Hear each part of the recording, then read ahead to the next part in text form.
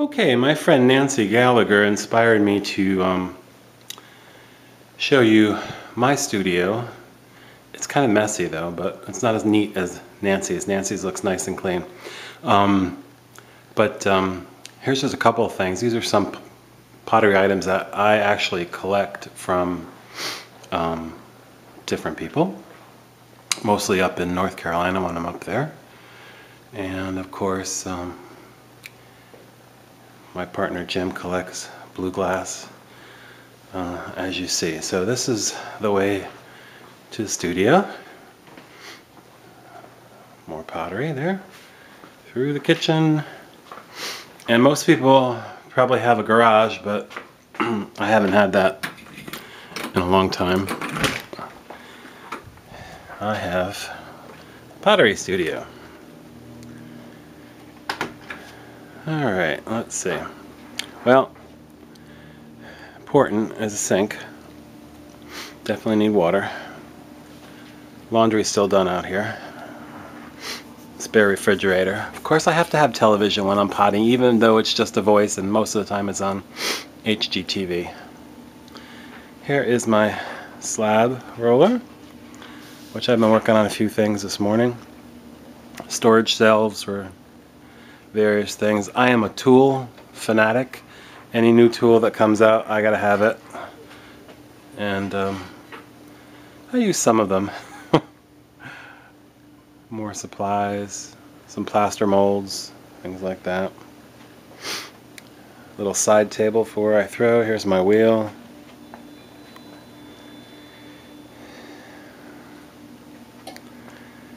This is a drying rack.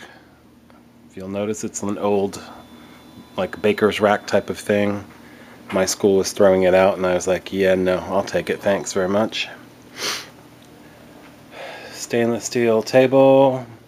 This is the kind of area where I get ready for glazing and things like that. Another table. My grinder.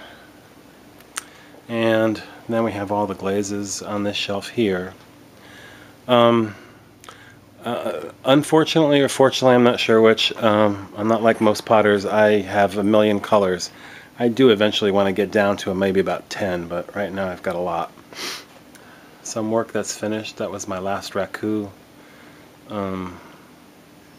Firing there. Some glazes that need to be mixed. These are my storage bins. They're really good. They hold about 400 pounds each. Glazing table with glazing. Again, this is all like school auction stuff. If you guys ever have like a chance to go to a school auction, there are wonderful things that you can get. That's my L&L kiln. I bought a bigger one about, oh, I don't know, a year ago, maybe a little more. I have another L&L. It sits out here. Here's Mr. Jake. This is where I do my raku. The kiln is actually stored in there, and then I wheel it out to over here and plug it in and do the raku outside. And this is another school item. It's like a, I guess this is where they warm buns and stuff like that. I used it for storage, and then I got an idea to use it for a raku chamber because it's all stainless steel. I used it once, the last one, and it worked out really well, except I need to separate, go figure, I need to separate the spaces because the whole paper got lit up in the bid, and I can only get maybe like 3 pieces in there in one shot, so I'm going to have to work on that a little bit. That's where I keep the rest of the trash cans when I'm using it. Here's the pool. Sorry about that, you guys up north. It's a beautiful day today. It's like 70 something degrees. So one advantage to living in Florida. The weather's great, especially today for potting. I have this screen here that's attached to the garage, so keep the bugs out and the flies and stuff like that. My car, and then there's the utility cargo thing. When I go to shows, I tow that. I just got that this year, and it really helps with because all that stuff was in here, so it gave me more room in here.